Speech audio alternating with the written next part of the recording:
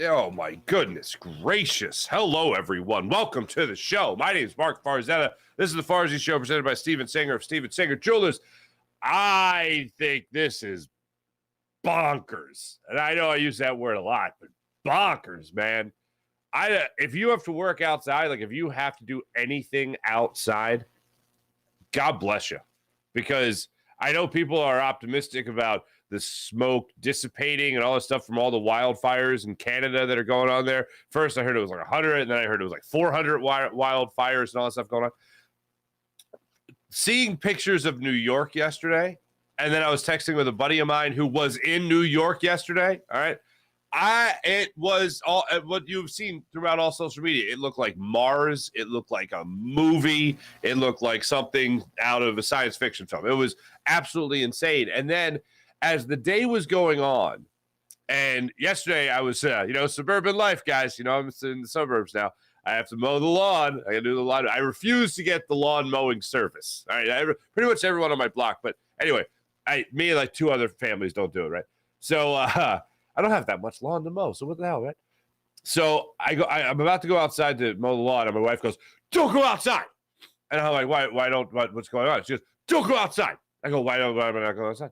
She goes, the air quality is terrible, and that's probably why your asthma was acting up over the weekend. I got this bad asthma thing going on. Well, I'm told it's bad. I don't think it's that bad because I've seen bad, and I don't think I'm there. But anyway, I'm like, oh, okay. She goes, that's probably why your asthma was acting up. So I'm mowing the lawn. I like to mow it in two parts, And this was, what was it, Monday, I think it was.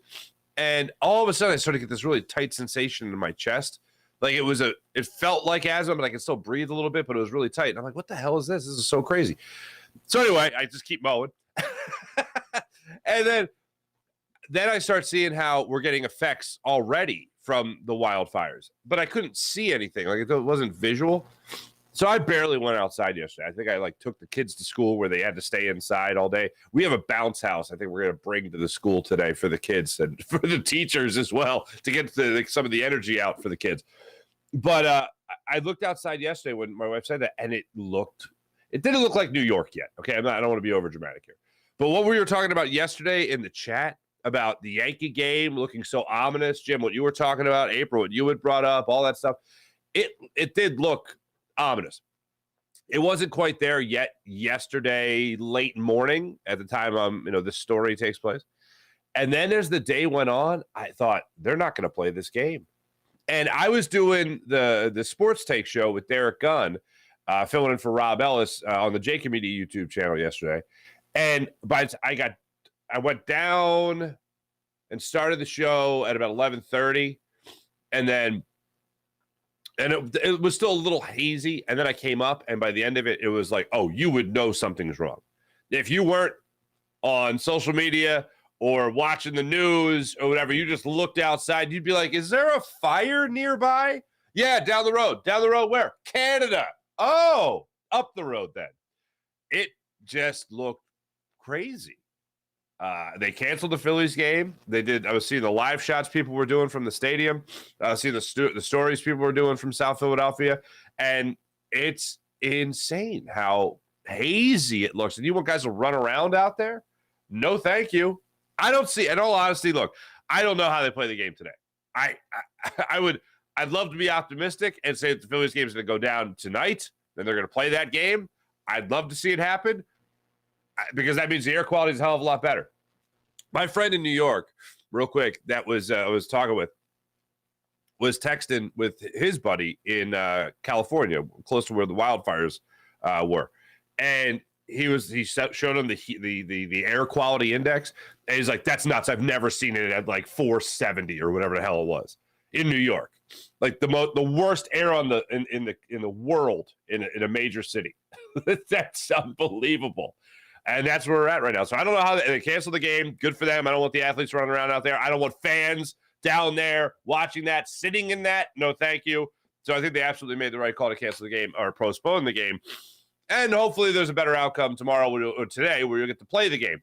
I just don't see how it happens. I'll be rooting for it, but I won't be betting on it. So if you have to do anything outside today. Oh, and by the way, yesterday I get done the sports take. And I look around and I hear lawnmowers firing up. The lawn service came for the other houses in the neighborhood, and they got their like handkerchiefs over their mouths and stuff. And hey, we all do what we got to do, I guess. But that did not look like fun. I will say that much. It did not look like fun. So if you have to do anything today outside, just be careful. If you still have some masks, wear your mask, all that stuff. You got to go to the store or whatever. They're saying that will help you. So go ahead and hopefully throw one of those on and you'll be just fine and dandy. But if you're like me and you have asthma, are you having issues? Because this is not fun. I'm not complaining. I'm just saying it's not fun. That's all I'm doing. I don't think I'm alone in that. But hey, welcome to the show, everybody. That's my public service announcement for everybody. Take this seriously because it could harm the lungs.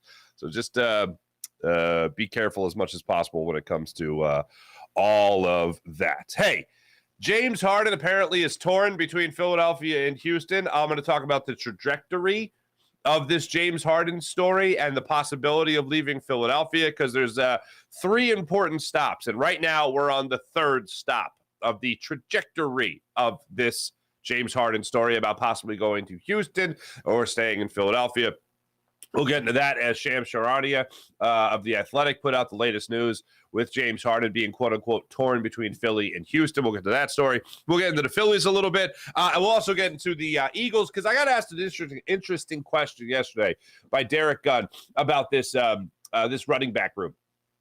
Is it almost too diverse for any one player to have success, like 1,000-yard season in particular? I find that to be a really interesting question. And it was something that Rob was kicking around. It was his daughter's graduation yesterday, which is why I was filling in. And Rob kicked the question to Derek Gunn as to whether or not the Eagles were going to have a 1,000-yard rusher like they did last year with LaShawn McCoy. We'll get into that conversation as the show goes on. And this LIV Golf story, man, I'm not a religious PGA Tour guy. I'm not a religious golf guy. I get asked to play. I don't ever, other than Father's Day, I don't ever make plans to play golf. I get invited to play golf, and I happily go because I enjoy the game, but I just oftentimes don't have like 6 to 8 hours of my day to spend driving to a place, playing, and then driving back or eating somewhere or getting a drink somewhere and then coming back. Like, it's just not in my day right now with 2 young kids, unfortunately. But I do really like the sport. But this LIV Golf thing, man, has got me all sorts of caught up in PGA Tour drama and how this affects the game of golf and how this affects, like, look, if we don't have golf, what on holidays, what are you going to watch your father fall asleep to? You know what I'm saying? What are we going to do? How much would that change our lives, folks? But this has really got my attention, especially because the way the PGA Tour came out all hot and heavy on LIV Golf when it emerged. And Tiger Woods and the money that was up for grabs for Tiger Woods. We'll talk about that. And another huge soccer star, the biggest ever maybe, is all of a sudden playing in the retirement league that is the MLS for really good foreign footballers. So we'll get into all that on today's program. Ladies and gentlemen, let's start it off with this. I think there's a lot of money, and I've barely talked about this, but I think there's a lot of money in trolling Philadelphia. And I think that Chris Sims, above anyone else, really likes to troll Philadelphia. There are other people that will troll us occasionally. Colin Cowherd, right? He'll troll us occasionally, but I think for the most part, I think the guy's a pretty straight shooter for the most part. And I know a lot of people don't agree with that, but I think Colin Cowherd, when he hosts his show, I think he does a phenomenal job. But I think Chris Sims with Jalen Hurts, I can almost get the barely making the top 40 ranking last year. I can almost get it because he had 1 year as a starter under his belt. The team didn't do phenomenally well. They went to the playoffs, right? That's good. But individually speaking, I could understand why you would look at Jalen Hurts and go, yeah, still unproven. I still think I'd put him higher than he did last year in his rankings, but that's just an argument for last year. This year, Jalen Hurts takes his team. I mean, I don't need to give you guys the history lesson, but we all know what happened. All-pro quarterback now, Jalen Hurts, Super Bowl quarterback Jalen Hurts, NFC champion Jalen Hurts, gets ranked 7th in Chris Sims' latest poll. And we talked about this briefly the other day. But I just want to get this out there. There is a lot of money in trolling Philadelphia. A lot of money in trolling Philadelphia. We will react very well for anyone that's looking to get clicks or views or downloads.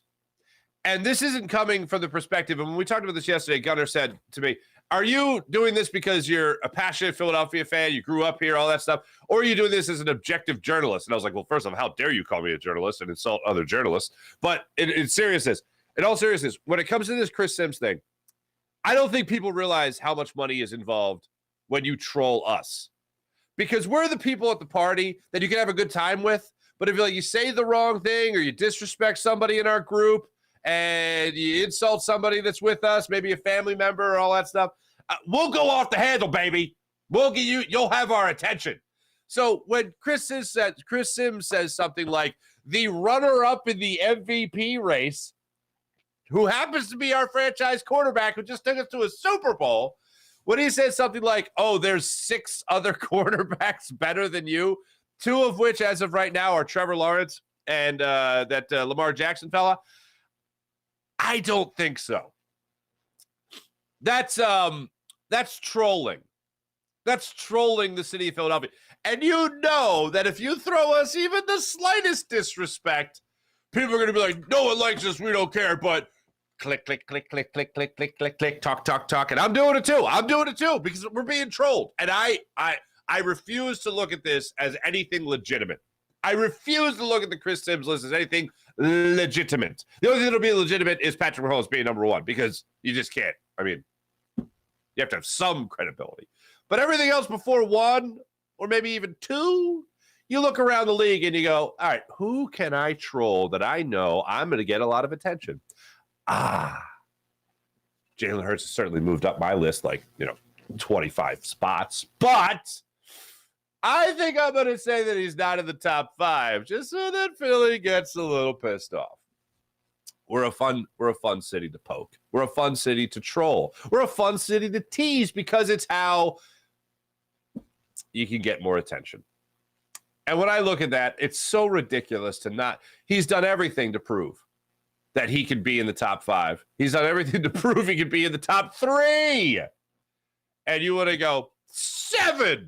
I bestow the number of 7 on Jalen Hurts. Meanwhile, in Philly, click, click, click, click, click, click, view, download, talk. We're being trolled. Coming from an angle, again, to get back to the fandom part of it, like Gunnar was asking me about yesterday, coming to the fandom part of it, it's not so much the fandom as it is the experience hanging out with the national people. Traveling around, listening to people that write for sites, listening to people that talk about this on the national stage, hanging around those people for the first gig was 2005. 2004. I hear people understand what we are here in Philadelphia. We can be nudged, we can be teased, we can be trolled, and we can be like, quit breaking stones, and then all of a sudden, and we're actually angry. You can get our attention by giving us a little bit of a tease and a little bit of a poke, and I'm not saying that's an awful thing. I think that the Philadelphia fan base is one of the best stories in all of sports. It's a constant. Whether look, you do one thing in the 60s for an NFL championship game with the Boo Santa Claus thing, right? And it becomes this national tale for 50 years. And people will go back to, well, yeah, it's a blemish. Sure, it's a blemish. But people will still want to talk about the fan base of Philadelphia because of that one moment. And forever we're labeled with that. But there is ounces of truth to this where we'll say we're so sick and tired of hearing about something, but yet we give attention. And what do I always tell you about today's day and age? We reward stupidity with attention. Because if you get attention, you make money. That's why there's 1 billion influencers out there right now. And right now, Chris Sims is getting attention from the Philadelphia fan base. And that's how you promote a list. Somebody's got to get slighted. And who better to slight than the city of Philadelphia and their quarterback? Because we'll be paying attention to it. Now, you've probably heard some of these arguments before. Maybe not my angle in particular about how we're just getting trolled. But I found it interesting that Chris Sims, and this was a highlight put up there by, I think the guy's name is Philly Colin Cowherd. He put this out there. This is Chris Sims trying to explain why he didn't have Jalen Hurts any higher. And a Philadelphia Eagle comes to his defense. Here's Chris Sims. That's my point with the Super Bowl, and he did a lot of awesome things, but you know my point. It was a 10-point lead. He was on the better team. A lot of quarterbacks, if they were in that situation, would have been vilified. If Mahomes lost the game like that, he'd be vilified. Josh Allen, Burrow, whatever. That was my only point, right? And I know he still had a great game, but my point was, again, like what I was saying, that he needs to improve some areas so teams can't play them like that anymore, right? Because like I try to, and I know this, I don't mean to sound like, but again, if a team played Mahomes like that, he wouldn't have thrown for 350, he would have thrown for 550. And there's a comedian I really like named Brian Regan, and Brian Regan does a mock trial where a guy just sounds like an idiot, and he goes, he's standing there as the attorney, and he's trying to prove his case, and the witness goes, "This guy sounds like an idiot," and he just goes, "No further questions, Your Honor." I believe the guy has made his own bed. I don't have to say anything after that. I'm supposed to prove that guy doesn't know what he's talking about? Really? No, I think he's done enough to show he doesn't know what he's talking about. Listening to Chris Sims there, I'm like, you're babbling. You're babbling. I don't understand the point you're trying to make. And it just sounds like you know what you did was wrong, and there is no defense for it. So, a teammate on the defensive side of the football jumps on social media yesterday named Darius Slay. He says to respond to that clip of Chris Sims throwing Jalen Hurts under the bus. Darius Slay says, the offense scored 35 points. We on the defensive side should have played better. You're talking about a quarterback that put up 35 points in that Super Bowl. And you want to break stones over that? Come on. What is going on? Love that Darius Slay chose to speak up there. And I think most fans would agree. Now, I think everybody, if you're being honest with yourself, when the ball hit the ground and the Chiefs ran the other way with it and got 7 points off the Jalen Hurts fumble, I know the Eagles were up 10 at halftime and all that. It did not feel like enough. And it felt like the moment that fumble happened, the first thought that went through my mind is, you can't give 7 points to the Kansas City Chiefs. You can't spot Patrick Mahomes 7 points in a Super Bowl. Really, anywhere, but especially the Super Bowl. And yeah, I knew that was going to be a problem. And I'm honestly surprised that the Jalen Hurts fumble hasn't been talked about more. And whenever I think about it, about why it hasn't been talked about more, it's because the guy had played so great. And even in that game, played great, had that one awful play. And the defense was so terrible. In your list of why they lost that game and who to blame and all that stuff, you talk about Gannon as the defensive coordinator. You talk about the defense as a whole. Even if your defensive coordinator isn't dialing up adjustments, you're still not making plays. The only one that was making plays out there was the guy who's not here anymore, Chauncey Gardner-Johnson. Now I'm getting pissed off about the Super Bowl again. But I don't look at Jalen Hurts and be like, well, that's why they lost the game. I have been nothing but blown away by Jalen Hurts as the quarterback of the Philadelphia Eagles. In all honesty, in trying to be fair in judging him throughout the course of his so far brief career here in Philadelphia, from starting 4 games in his rookie season to being the full-time starter in his sophomore season, and being all of a sudden in the MVP conversation, runner-up in the MVP this past season, going to a Super Bowl, winning his first 2 playoff games. Yeah, I'm pretty impressed with Jalen Hurts. And I think most people are, which is why they're still going to overlook the reason they lost that game as his fumble. There are other things to blame. There are other people to blame that take on a lot more of that responsibility. But to just evaluate quarterbacks and what Chris Sims is doing, to have Jalen Hurts as 7th is insane to me. Absolutely 1,000% credibility lacking, insane to me. And I don't like, and I've told you before, I've told you, as I mentioned, We reward stupidity with attention these days. I don't like breaking my own rule and rewarding it, but this is just ridiculous. It's stupid to have him 7th. Absolutely damn ridiculous. And by the way, you know what is funny? I like Chris Sims. I think other than this list, I think the guy does a good job. I really actually like Chris Sims. I had a chance to interview him many times, and I have interviewed him many times, and I really walk away from my conversation with him with joy. I just enjoy the guy. I think he's a fun dude. He needs to unbutton the button, though. Has he unbuttoned the button? Let me just take a look at this real quick. That's my point with the Super Bowl. No. And I know that's a look. Fellas, why are we doing that? Why is that going on with the – like, I only button the top – I'm only buttoning this one because this is a low-hanging – this is one of the plunging neckline. Oh, PJ's calling for me to lower it. All right, it's a family show. For the people on the podcast, I just showed some cleavage. Anyway, people on the podcast running to YouTube. Oh, where? No. Anyway.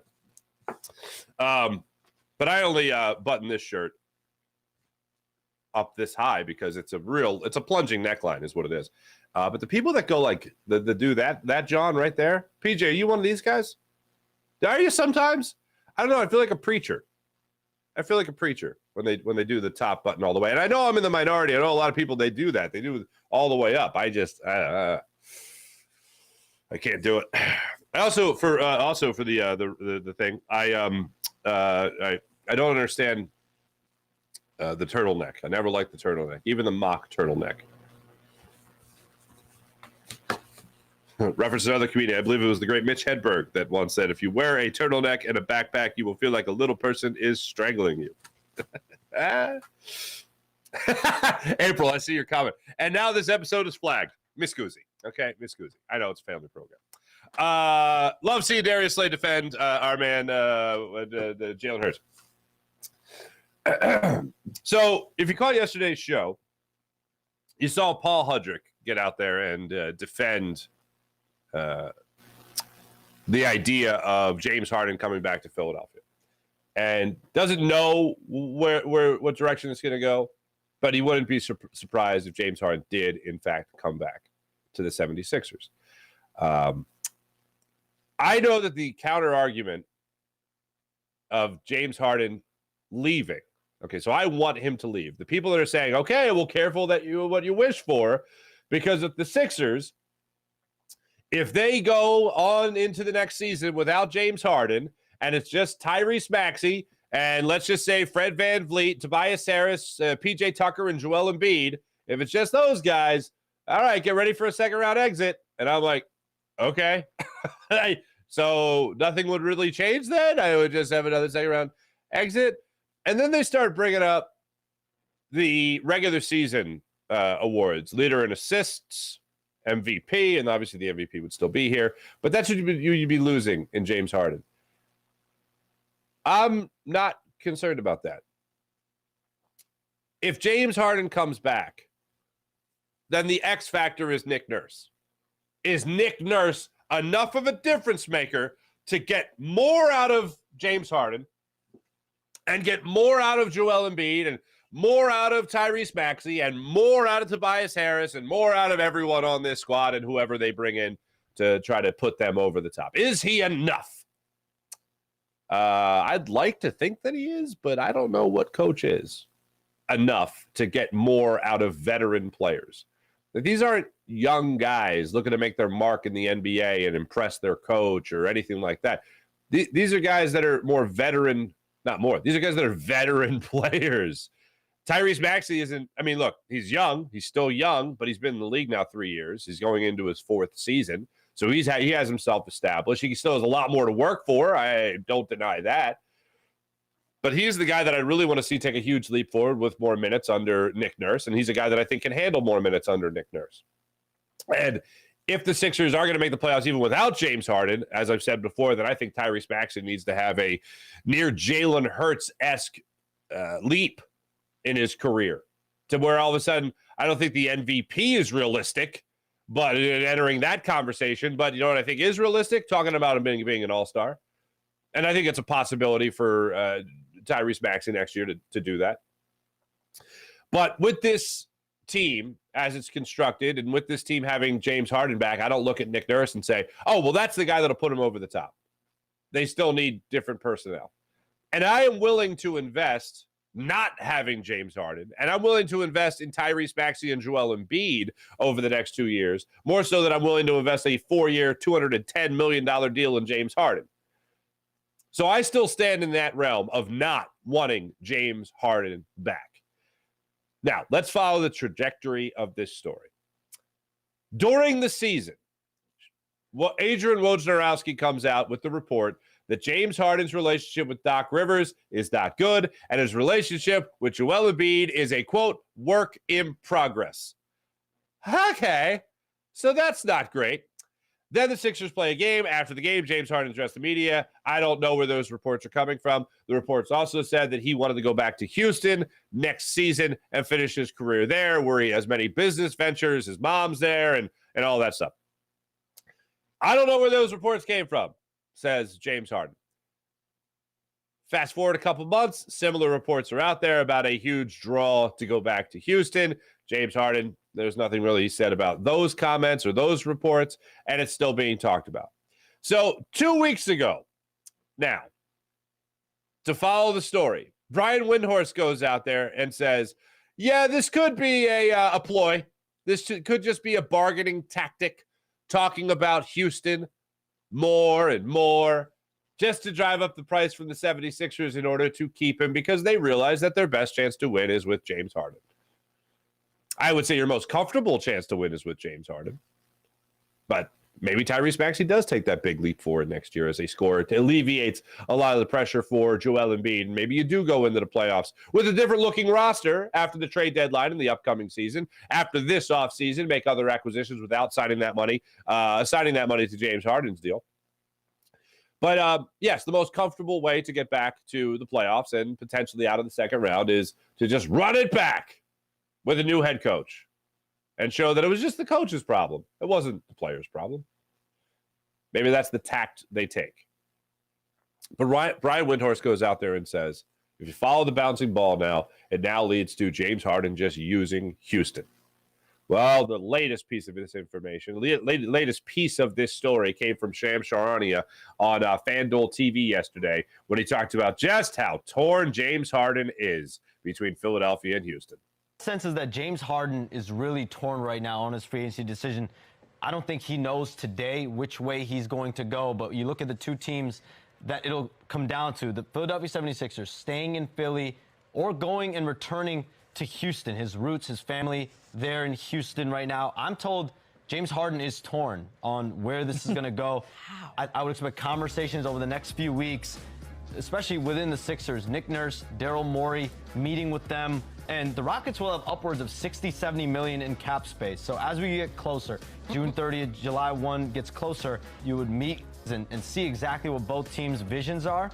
But whichever way this goes, I'm told it's going to be close. And I think any sudden movement as we get closer is certainly possible. My sense is...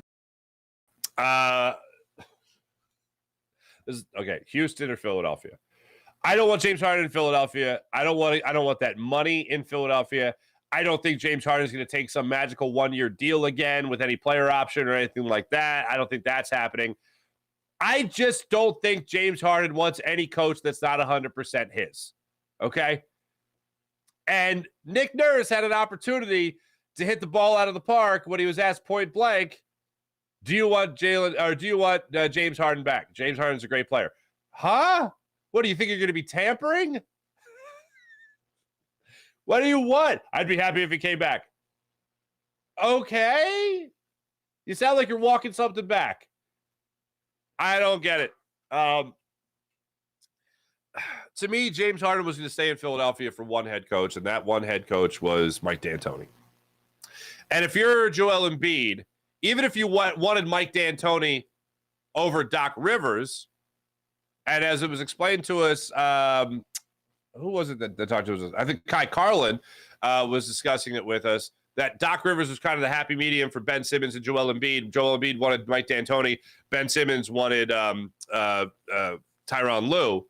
And Doc Rivers was the meet in the middle guy.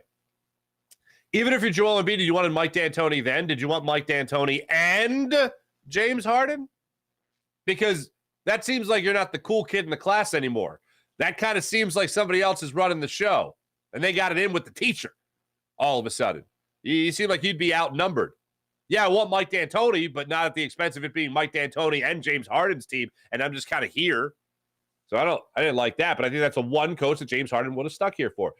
Nick Nurse having nice things to say about his conversation with Joel Embiid and virtually nothing about his conversation with James Harden other than that it happened. I don't think that's a very good sign. And Nick Nurse's comment about, I'd be happy if James Harden came back after he said he's a hell of a player instead of just answering the question about whether or not he wanted him back. I don't get it. If you're James Harden, you want to win, you stay here in Philadelphia. If you're James Harden and you also realize you're going to sign your last big contract and you're going to be 34 years old and you have a chance at 4 years, $210 million, yeah, you go and get that. You go and get that. And you're going to get it in Houston. Maybe a little lower, 190. What a bad day at the office. 190 instead of 210 million. You know what I'm saying? But when it comes to this James Harden thing, I don't want him. I don't want him back in Philly. I want to see where this team goes without him. I want to see what they do with a little bit more cap flexibility without James Harden. And let's not forget the money you're going to have to spend on most likely a rookie max deal with Tyrese Maxey, especially if you're not bringing back James Harden. So that's the latest on the James Harden story. We're following the bouncing ball. And we got about 3 weeks before we really start hearing where James Harden is leading. And he's just torn right now, man. He's just torn. Poor fella. He's torn. There you go. What else? Okay. LIV Golf. Hear me out on this. There's a lot of people in this country with money that really love golf. Okay? I'm not talking about, someone who's just well off. I'm talking about people that got big money that really love the sport of golf. And you got a lot of golfers that are really pissed off. And one of the things I read yesterday was there could be enough pissed off golfers that of the PGA Tour that are so fed up with Jay Monahan right now, the commissioner of the PGA, that they could then break off and do their own thing again. Now, there's another thing with this merger, potential of a monopoly I've heard reporters talk about, which I always find interesting, but it could happen. What if there was another branch, another break from the PGA, this one in protest to this merger, where guys start their own league, guys start their own golf association? When I read it yesterday, I couldn't believe it.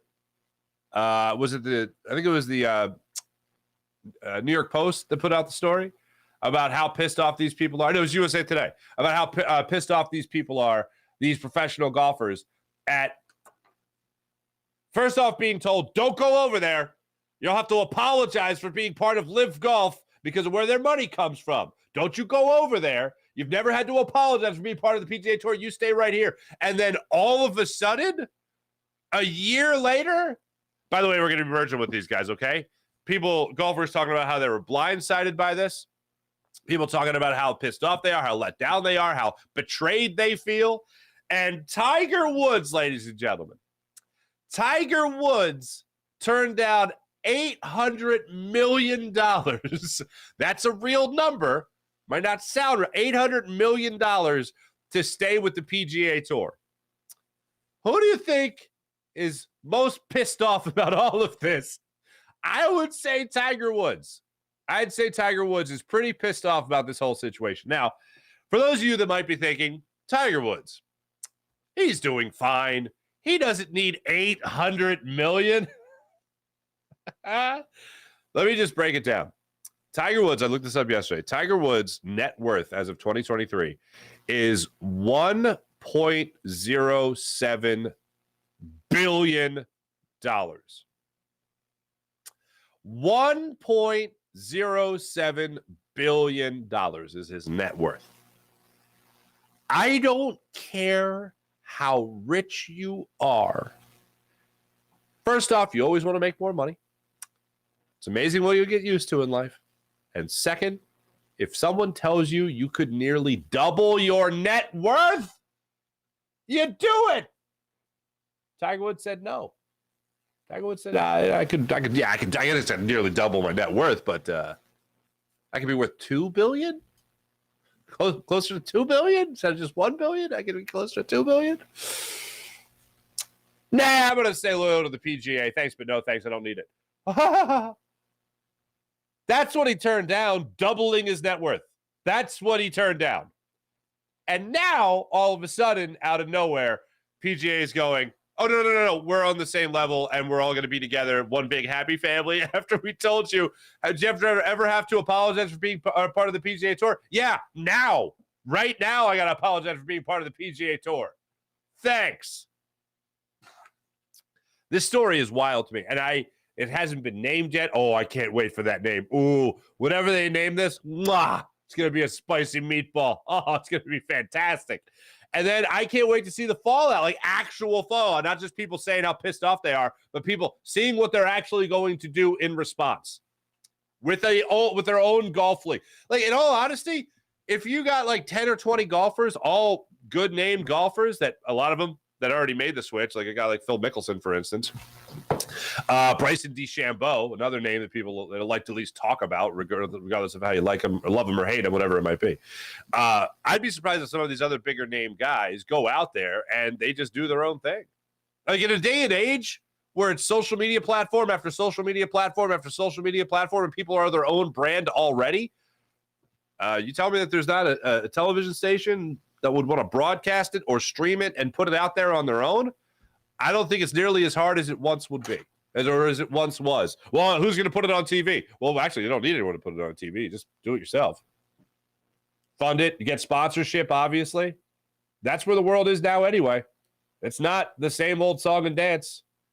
It's not the same old, well, it's got to be on TV. It doesn't. We can still make some money with it not being on TV. We can still make money on social media platforms. Look, here's what the world is all about, okay? The world, and this is what it's always been about. Eyes and ears. That's what it's always been about. When it comes to putting anything in front of people, eyes and ears. In the golden age of radio, it was all about getting in people's ears.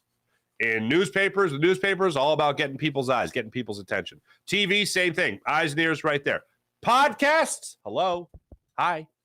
For the people on the podcast, thank you. YouTube, social media platforms, it's all eyes. You get people's eyes, you can make money. So for the pro golfers out there that are thinking, well, what am I going to do? I don't want to play with these people. I've been betrayed by the entity that I stayed so loyal to. If you're Tiger Woods, you put up $800 million and said, thanks, but no thanks. They put that on the table for you.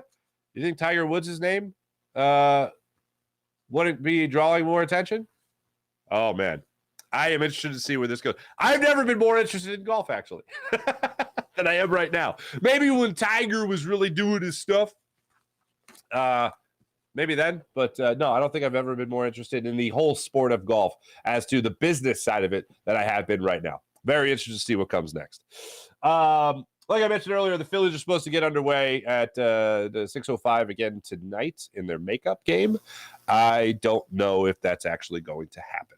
So we will continue to follow that bouncing ball. Let me tell you about Steven Singer of Steven Singer Jewelers, the other corner of 8th and Walnut, right there on Jewelers Row. For over 40 years, Steve has been in the love business in Philadelphia, helping people get engaged and fall in love. Steven Singer Jewelers, one place, one price, the perfect price. Online at IHateStevenSinger.com. That's IHateStevenSinger.com.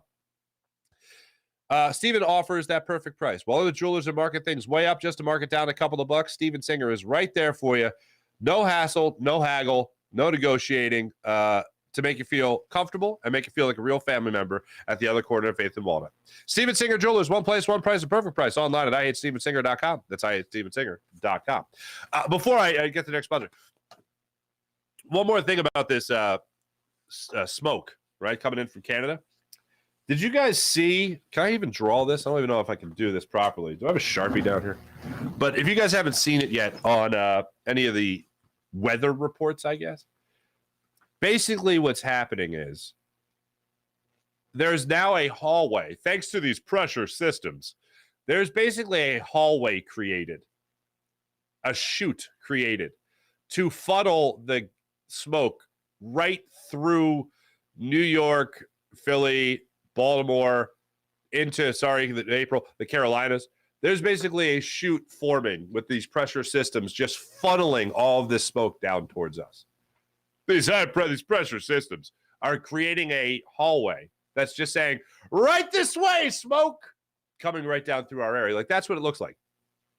Some of it is supposed to lift, hopefully, by tonight. Then we're supposed to get some rain, and hopefully that helps the situation. But it is going to be crazy. I heard as late as Sunday we could be dealing with this. So at weekend activities, just plan carefully.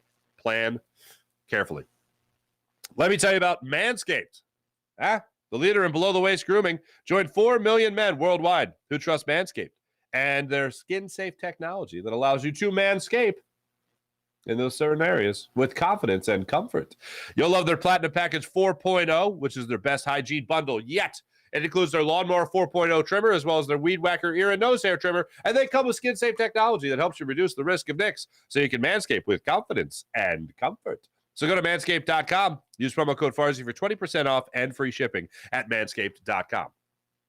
How about Freestone Farm CBD at freestonefarmcbd.com? You'll love the tropical tasting Bayox that clocks into the chart-topping 24.1%, and Super CBD, which is half Hindu, Kush, and 21%. Genetics of these guys are off the charts. So try Freestone Farm CBD at freestonefarmcbd.com. And don't forget to use promo code Farzy for 20% off. And they grow all their premium hemp flower in the Garden State. How about PHL Sports Station, Philadelphia Sports Station, enhancing your Philadelphia sports fan experience across all social media and blogs? That's phlsportsnation.com. Let's get into the chat check. See how you guys are doing this morning. I'll start off on the Farzy Show YouTube channel before we get to the Jacob Media YouTube channel. April, good morning. T-Bro, what's up, T-Bro? Dang, Canadian smoke strikes again. If somebody told me it was going to, like, Canada was sending a lot of smoke down to us, right? If somebody told me that, I'd be like, Canadian wildfires. That smells like maple syrup. I feel like we should, it should smell like the Nabisco factory used to on Woodhaven Road. I feel like that's what it should smell like. The old Nabisco factory on Woodhaven Road, right? Or like Knights Road, whatever. No, it was Woodhaven Road. Like, that's what it should smell like, right by the boulevard, right? Yeah, it wasn't Knights Road. It was before you got the Knights Road. It was a boulevard. So I feel like that's what it should smell like, and it doesn't smell like that. I'm a little pissed off about that, even though that smelled more like chocolate. But anyway, you get what I'm saying. My wife said it should smell like Canadian bacon, or ham, as Canadians call it. Anyone else hearing the song from South Park movie Blame Canada? April, yes, absolutely. And for whatever reason, what would Brian Boitano do? No? Okay. Are we getting the smoke down here now? Oh, we are getting the smoke down here now, says April. We just had a big wildfire a month ago, so hoping it doesn't get that bad again. Yeah, April, I hope so too. Go Sixers. Blame Canada. Now I can't wait for that episode to come out. Hoping it doesn't. PJ saying, hope it doesn't. It was pretty bleak up here. I've just seen the pictures of the city, seeing the pictures of New York, seeing video. It just looks, the best way to describe it, it looks like a movie made on Mars. Sean Kilray, what's up, Sean? So you're saying I should quit my job and just troll Philly? T-Bro? Not a bad idea. Sean Kilrain. Chris Sims is inhaling too much of that Canadian air with his quarterback list. Get the bleep out of here. Yeah, people love, it's the same thing that tells people when you're driving to stop and look at the accident on the other side of the road. And if you ever want to see me rage, be in a car with me where you're backed up on 95 and you're like, what the hell's going on? And then you get closer and closer, you see on the other side, like northbound on 95, as you're going southbound, there's an accident on the other side of the road. And everybody's fine, but the cars are wrecked. And everyone on your side of the road is stopping, just go, whoa, look at that. That drives me crazy. Full on rage mode, punching the steering wheel, rage mode. The same tendency that tells you to look at the accident is the same tendency that makes you go, oh, Jalen Hurts is only 7th? Like, it's not right. You don't know when you're going to see it again. It doesn't make sense, but it's there. And while it's there, you got to stare at it. It's the same impulse. It's the same part of the brain that makes me go, let me look at something that's wrong. This shouldn't have my attention, but it does.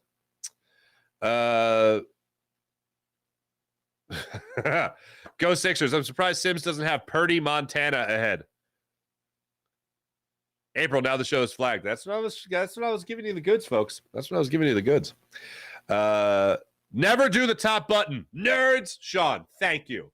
Like real quick, just tell me this looks natural. Can I even button this button? I don't know. Oh, this button's never been buttoned. I got to break it in. There we go.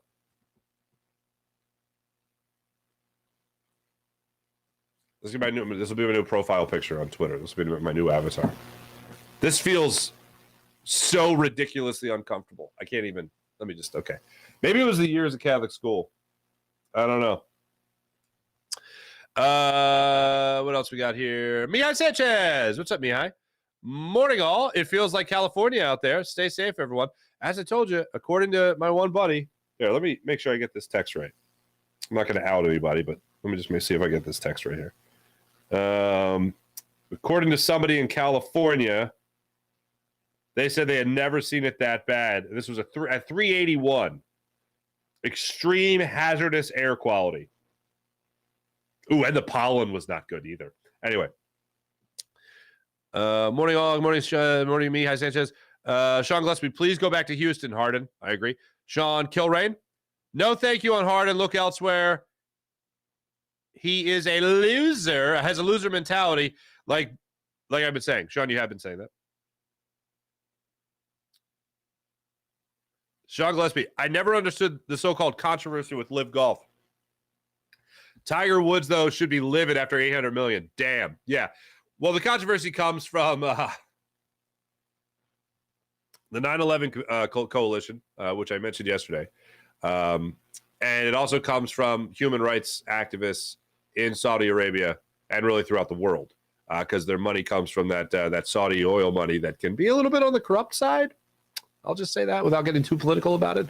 I don't like following money, because if you follow money, oftentimes it's going to go back to a place you don't like, especially if it's on the world stage.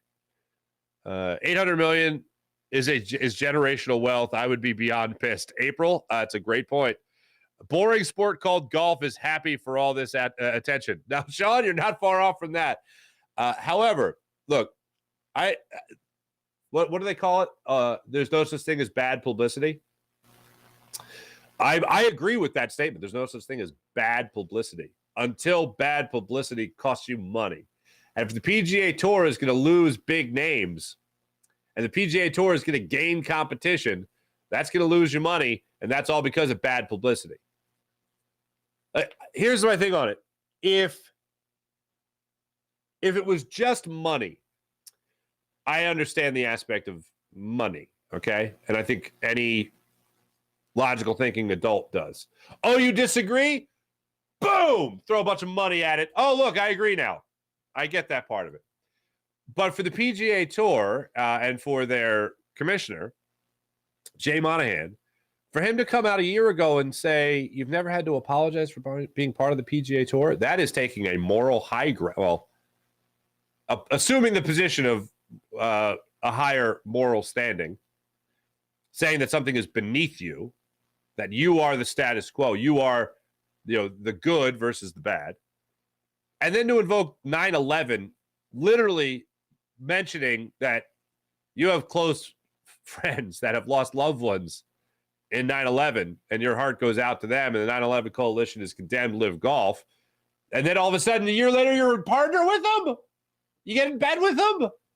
The phrase that I heard after yesterday's show was from, was it Kyle Brandt? Andrew Brandt, the executive in the NFL? Saw him doing an interview. And he was talking about how, and this was the worst way I could have heard it put, but I think the most accurate.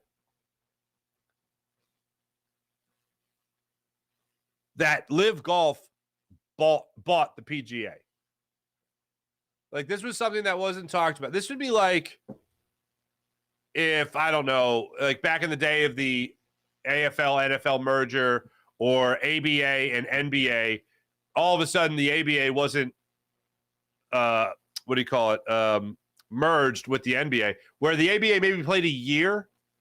Okay, think about this for a second. ABA plays a year. And you know what's a better analogy? Better analogy is the NCAA tournament shoots down the NIT tournament saying that it's below them, which it is. But anyway, and then all of a sudden the NIT was like, hey, guess what? We're not even really going to exist anymore. We're just going to be with you. And we're all going to become the same tournament, and it's going to be the field of 168. That's what it would be like all of a sudden. Be like, well, why are you doing that? Then you throw in the really bad political implications, okay? That's not comparable here, but just as far as the surprise of these two things becoming the same thing all of a sudden, it's definitely like that. It's like, wait, hold on a second. This thing was beneath us. People look down on it, and now you're with us all of a sudden? How'd that happen?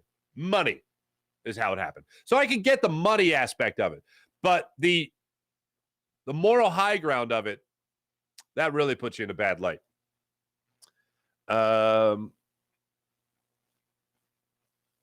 April saying, I hope they call the game tonight for the Phillies. They do a little earlier. Oh, if they do, yeah, call it a little earlier. People were already stuck in traffic. Yeah. Some had already paid for parking. What a mess. That's true, April. Leaving for Tennessee on Saturday. Is that Tennessee there, TN? Hopefully they are out of the chute. I agree. Sean Gillespie, Sasquatch set those fires in Canada. Bastard. Sasquatch. Mullet Alvarado. What's up? I'm here too, but moving up north for summer vacation down the shore. There you go. Very nice. When people rubberneck, this is April. When people rubberneck in traffic, I fully lose my ish when driving. Oh God, I can't take it. I cannot take it. April, you look like a prison family photo with your top button buttoned. Let's see. Dan Schwartz. Hey, Dan. Always great when you quote South Park, even if it is because of the air quality is compromised. Blame Canada. Blame Robin Williams performing Blame Canada. Was it at the Oscars? I don't know if it was at the Oscars. It was hilarious. But yes, it's a phenomenal song. Absolutely phenomenal song. Let's get over to the Jacob Media YouTube channel. Babs. What's up, Babs? Professor Dutch, Canadian Kush. Canadian Kush.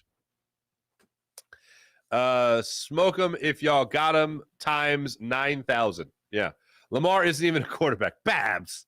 Farzy, it's just clickbait. I don't even read that stuff. That's just content. You're not off. The Manscaped thing is still on the screen. Laugh out loud. Is it now? Well, hello. James Harden isn't going to be coached well by anyone who doesn't let him do whatever James Harden wants to do on the court. Let him walk, says JH1. Thank you, JH1. Barbara, the guy Shams gets paid a lot of money to give very little information. No beard here in Philly, please. Babs, I agree. Tiger Woods runs golf. Nobody cares. Yeah, it's true. Farzy, I never do the top 3 buttons. Laugh out loud. I don't see how one can. Just, you got to let it breathe a little bit. You know what I'm saying? You got to loosen up a little bit. You got to be comfortable. You know what I'm saying? Let's get to the morning rush brought to you by Sky Motorcars, skymotorcars.com.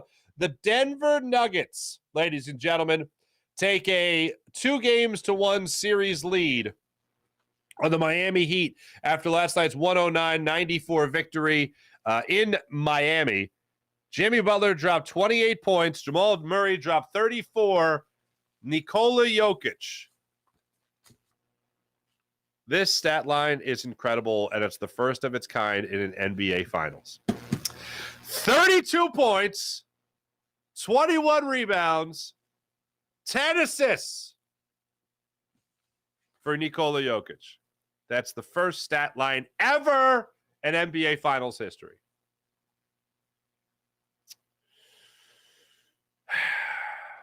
There is no longer any argument for the Joel Embiid versus Joker thing. There's just MVP is a regular season award. Fine. Not even talking about that. I'm just talking about who's better. Nikola Jokic is better. Nikola Jokic is better. Goes without saying at this point, unfortunately. It goes without saying. Heat just didn't have answers for that kind of onslaught last night. It was, in some cases, a lot closer. The score made it look a lot closer than it was, but it just never felt like a game that the Denver Nuggets were ever going to lose control of. They built a lead as large as 21 at one point. Heat only led by as much as 5 at another point. But that game was 1,000% in control of the Denver Nuggets last night. But I can't cut out Jimmy Butler. I think the Nuggets are going to end up winning this series. But I just can't say it's going to be an easy road to victory. 6-7 games. I don't think the Heat are done. I don't think the Heat are done by any means, but this was a game that was absolutely dominated in Miami by the Denver Nuggets. Phillies will supposedly get this game underway tonight, 6:05. I still don't see how that happens, but if they do, Zach Wheeler still be set for the start against Tyler Holton. Tyler Holton coming up on the season here has a 3.32 ERA. He has a left-handed pitcher, so they'll be facing him. Looks like another bullpen game for them. For the Tigers. Hey, worked well last time for them. They only gave up the home run to Kyle Schwarber, and then they got some great defense behind them. We've talked about Zach Wheeler's numbers before. Bad start, good start, bad start. It's been alternating. Hopefully he gets back to the good start. He's due for a good start. After a bad start, he's due for a really good start. So hopefully that's the case, and hopefully that actually happens today. Thanks for watching. Thanks for listening. You guys are great, as per usual. Yeah. Thanks, everybody. You guys are great, as per usual. Dan, I see you there. That's great. I'll be back with you guys tomorrow for a Friday edition of the Farzy Show, brought to you by Steven Singer of Steven Singer Jewelers. Jim Hyden produced the program, did a wonderful job, as per usual. And yes, I hope to be back with you guys tonight after the Phillies play. I'll be back with you guys tonight for the Jacob Media Phillies post-game show. Be back with you guys tomorrow, though, no matter what. See you then. Have a great rest of your day.